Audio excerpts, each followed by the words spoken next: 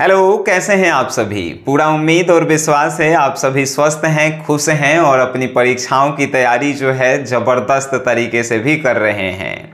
आज की यह क्लास जो है क्लास 12th के आर्ट्स वालों के लिए है और जिनका सब्जेक्ट है सोशोलॉजी। सोशोलॉजी पे इससे पहले हम जो हैं आपको 10 वीडियो दे चुके हैं लघु उत्तरीय इम्पॉर्टेंट क्वेश्चन का। ये जो है 11वां वीडियो है जिसमें आज फिर आप 10 से 12 क्वेश्चन करेंगे और ये सभी क्वेश्चन जो हैं आपके इस बार एग्जाम में आने की जो है 100% जो है संभावना रखती है। हमें उम्मीद है यह क्लास भी जो है आपको बहुत अच्छा लगेगा। तो चलिए शुरू करते हैं। सबसे पहला नंबर क्वेश्चन है कि अनुलोम विवाह क्या है। देखिए, अनुलोम विवाह और प्रतिलोम विवाह भी होता है। आखिर ये होता क्या है? तो जब लड़का उच्च जाति का होता है और लड़की निम्न जाति का होता है तो इस प्रकार के हुए विवाह को हमनी के कहते हैं अनुलोम विवाह है। आज जब लड़का नीच जाति के और लड़की उच्च जाति का होता है तो इस प्रकार के विवाह को हमनी के कहते हैं प्रतिलोम विवाह है। बात समझ गए कि अनुलोम विवाह क्या है? तो कोई लड़का है जो उच्च जाति का है और वो निम्न जाति के लड़की से विवाह कर लेता है तो इस प्रकार के विवाह को अनुलोम विवाह, और कोई लड़की जो है उच्च जाति का है और कोनो निम्न जाति के लड़का से विवाह कर लेती है तो उसे प्रतिलोम विवाह कहते हैं। Very good. नेक्स्ट क्वेश्चन है कि सर खुला क्या है। देखिए, खुला क्या है? खुला जो है इस्लाम धर्म में तलाक करवाने की एगो जो है का है नियम है, जो इस्लाम धर्म के कुरान और हदीस नामक ग्रंथों में लिखा गया है कि कोई महिला अपने पति से जब तलाक लेना चाहती है तो वो खुला नियम के अंतर्गत जो है तलाक ले सकती है। ठीक है, खुला क्या है? तो इस्लाम धर्म में यानी कि मुस्लिम समुदाय में तलाक लेने की जो है एक विधि है जिसके तहत एक महिला जो है अपने पति से तलाक ले सकती है और ये कुरान और हदीस नामक ग्रंथों में लिखा गया है। क्वेश्चन नंबर 103 है फासीद विवाह क्या है। देखिए, फासीद विवाह इस्लाम धर्म का ही एक विवाह है और ये विवाह जो है वैध नहीं है। कहने का मतलब कि ये विवाह को जो है लोग नहीं मानते हैं। ठीक है, काहे? और जब फासीद विवाह जब कोई करके अपन घर में आता है तो घर में तो आदमी रख लेता है लेकिन पैतृक हिस्सेदारी जो है उसे नहीं मिल पाती है। फॉर एग्जाम्पल, हम जो है फासीद विवाह कर लिए। फासीद विवाह का होता है कि अपने मन से जो है विवाह करना, लेकिन नियम कानून के अनुसार ही विवाह करना। ठीक है, तो अपने मन से जो है विवाह हम किए, नियम कानून के जो है उल्लंघन नहीं करके विवाह किए, लेकिन जो मेरे बाल बच्चा होंगे उसको जो है मेरे दादाजी या मेरे पापा जी के ज़मीन में किसी भी प्रकार का या किसी भी प्रकार का जो है धन दौलत में हिस्सा नहीं मिलेगा। तब फासीद विवाह का है।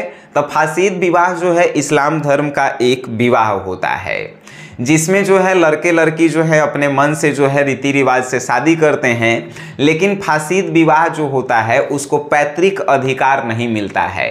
यानी कि दादा परदादा के जो भी धन दौलत है उसमें जो है किसी भी प्रकार का हिस्सेदारी जो है इनके आने वाले बच्चे को नहीं मिल पाती है। क्वेश्चन है अर्ध बेरोजगारी क्या है। अर्ध बेरोजगारी मतलब सप्ताह में आधा दिन काम किए और आधा दिन जो है घरे बैठल रहें तो इस प्रकार के बेरोजगारी को अर्ध बेरोजगारी कहते हैं। यानी कोई मजदूर है, सप्ताह में 2-4 दिन काम कर रहा है, 2-4 दिन घरे बैठ रहा है और ओकर जो भी इनकम है यानी जितना उसको पैसा चाहिए, जितना उसकी आर्थिक स्थिति जो है सबल रहना चाहिए उतना नहीं हो पा रहा है तो इस प्रकार के बेरोजगारी को अर्ध बेरोजगारी कहेंगे। आप सिंपल सी भाषा में समझिए कि सप्ताह में आधा दिन जो काम करता है और आधा दिन घरे बैठल रहता है तो इस प्रकार के बेरोजगारी को अर्ध बेरोजगारी कहते हैं। ठीक है, नेक्स्ट क्वेश्चन है कि समुदाय को परिभाषित कीजिए। देखिए, समुदाय जो है कम्युनिटी शब्द से बना हुआ है और कम्युनिटी जो है, कम्युनिटी का मतलब होता है समुदाय, और कम्युनिटी जो है लैटिन के 2 शब्दों से बना है। ठीक है, जिसका मतलब होता है एक्चुअल में एक साथ में रहना और सेवा करना। ठीक है, तो समुदाय को परिभाषित करने के लिए कह रहा है। आखिर ये समुदाय है क्या? तो किसी समुदाय के बारे में पहले भी आप पढ़ चुके हैं, फिर भी यहाँ पे हम आपको पढ़ा रहे हैं। समुदाय समझिए, एक निश्चित भूभाग पर, जब एक निश्चित भूभाग पर कुछ लोग जो है अपन जीवन यापन करते हैं और उनके बीच रक्त का संबंध होता है, तो इस प्रकार के समुदाय, इस प्रकार के समूह को हमनी के समुदाय कहते हैं। फिर से एक निश्चित भूभाग पर रक्त से संबंधित लोग जब एगो समूह में रहते हैं तो इस प्रकार के समूह को हमनी के समुदाय कहते हैं। जैसे जनजाति समुदाय, समुदाय से आप जाति को भी जो है रिलेट कर सकते हैं। ठीक है, देखिएगा अपन गांव देहात में एगो जाति जो है एकदम एक कोना में जो रहता है कि नहीं, तो ओकर जो है उस जाति से नाम भी दे देवल जाता है कि हई टोला है तो ये हऊ टोला है। समझ गए आप? बढ़िया से समझ गए होंगे। अब देखिए क्वेश्चन है, युवा गृह से आप क्या समझते हैं? युवा गृह का है तो जनजाति समुदायों को आगे बढ़ाने के लिए, जनजाति समुदाय के बच्चों को जो है विकसित करने के लिए एक युवा गृह का स्थापना किया गया। युवा गृह जो है जनजाति समुदाय को प्रगति करवाने के लिए कुछ जानकारियां जो है जनजाति समुदायों को प्रदान करती है। हमारा जो है विश्वास है आप समझ पा रहे होंगे इसे। युवा गृह का है, युवा गृह जो है एक प्रकार का गृह है जो जनजाति समुदायों के विकास के लिए कार्य करता है और जनजाति समुदाय को अपने विकास के लिए जो भी जरूरत होके, जो भी जानकारी चाहिए वो युवा गृह से प्राप्त कर सकते हैं। बिल्कुल आप समझ गए होंगे। अब आप कहेंगे सर आप पूरा जो है सोशियोलॉजी पढ़ा दिए, सोशियोलॉजी के ऑब्जेक्टिव, सब्जेक्टिव में लघुत्तरीय इंपॉर्टेंट क्वेश्चन दिए हैं, दीर्घोत्तरीय दिए हैं, टेस्ट सीरीज भी है, ये सभी मिलेगा कहाँ भाई? आपको हम 11 के 11 वीडियो में भी बताए हैं, लेकिन इस बार भी बता रहे हैं।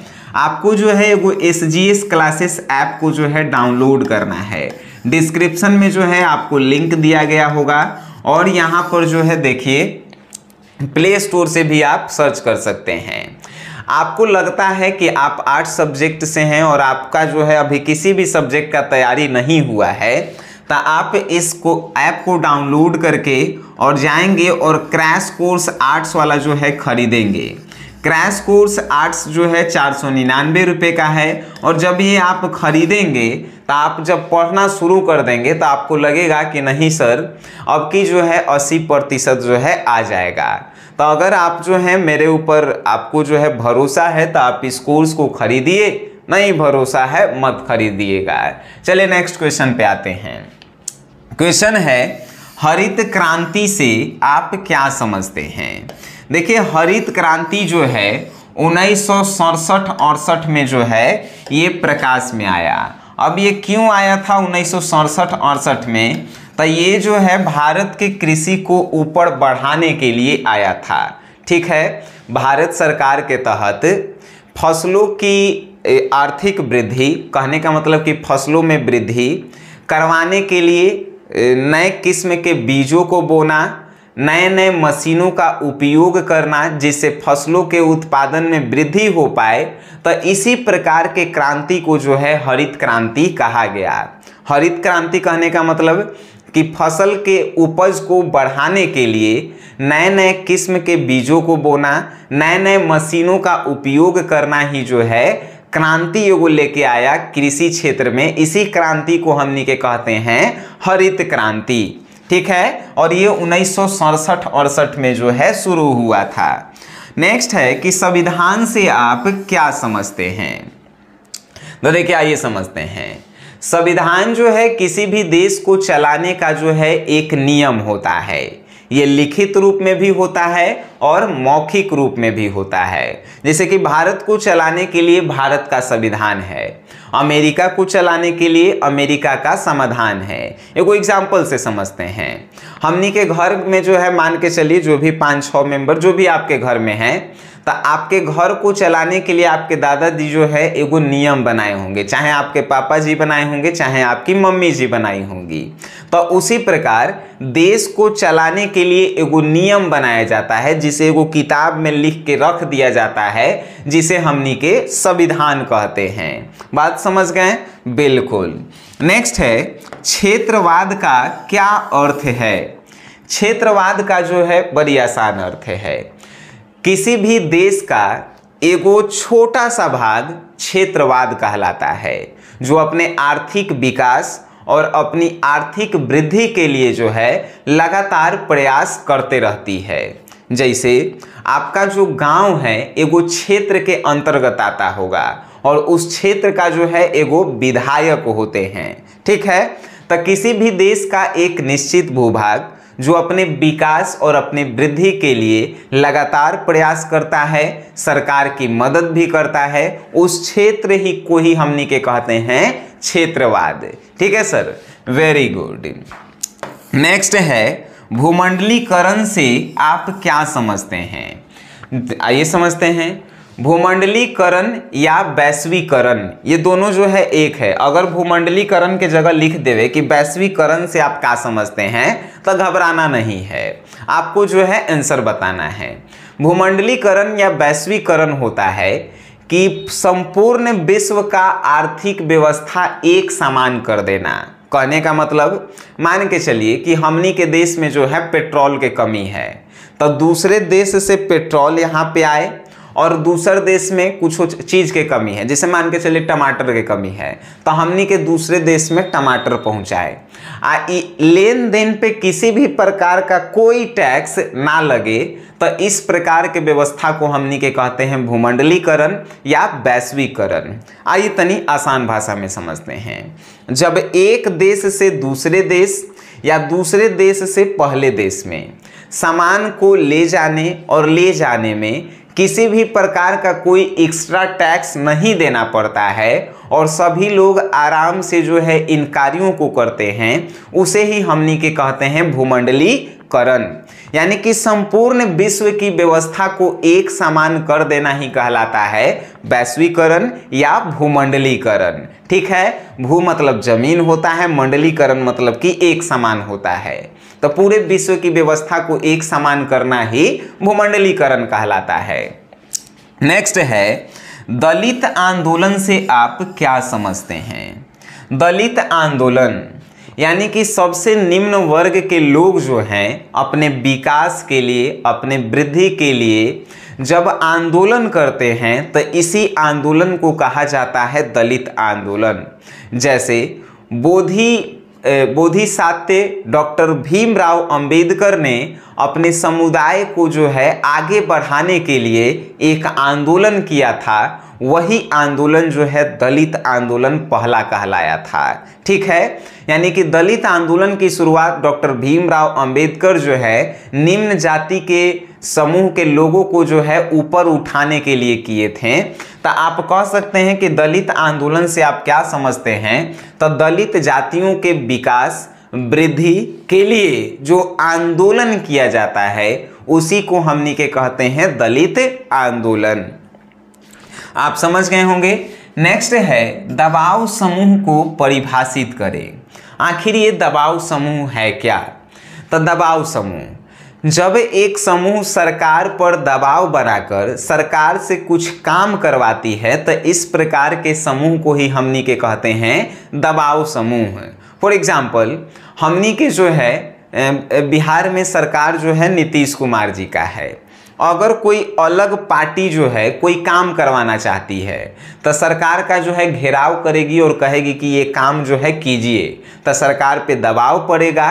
दबाव किसके कारण पड़ा, एगो समूह के लोग के कारण दबाव पड़ा, तो उस समूह कहलाएगा दबाव समूह। यानी कि लोगों के समूह द्वारा सरकार पे दबाव बनाकर काम करवाना ही कहलाता है दबाव समूह। बातें आपके दिलों और दिमाग में जो है गई होगी। तो आज की सभा जो है यहीं तक थी और सोशियोलॉजी के लघु उत्तरीय प्रश्न जो हैं अब खत्म हो गए हैं। आपको जो है नोट्स में जाकर जो है बस आपको अब पढ़ना है। हमें उम्मीद और पूरा विश्वास है कि आप सभी जो है इस कोर्स को जो है ले लिए होंगे और आप बेटर ढंग से जो है तैयारी कर रहे होंगे। बाकी आप समझदार हैं, आपको जो है अपने जीवन में क्या करना है आप हमसे बखूबी ज़्यादा जानते हैं। ठीक है, वीडियो आप देखे हैं, अच्छा लगा है, इसे अपने दोस्तों में शेयर जरूर करें और वीडियो देखे हैं उसके लिए धन्यवाद।